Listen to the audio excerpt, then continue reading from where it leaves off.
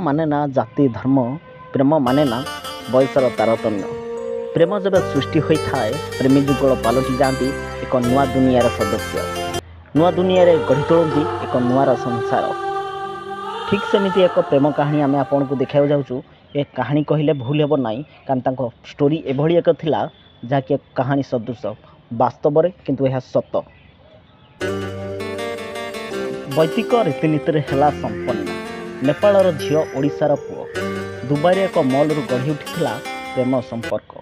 ଏବେ ବୈଦିକ ରୀତିନୀତିରେ ଗ୍ରାମ ଦେବତୀଙ୍କ ମନ୍ଦିରରେ ବିବାହ ବନ୍ଧନରେ ବାନ୍ଧି ହେଲେ ଓଡ଼ିଶା ପୁଅକୁ ନେପାଳ ଝିଅ। ଏଭଳି ଏକ ନିଆରା ବାହାଘର ଦେଖିବାକୁ ମିଳିଛି କଟକ ଜିଲ୍ଲା ବାଙ୍କୀ ବ୍ଲକ ଅନ୍ତର୍ଗତ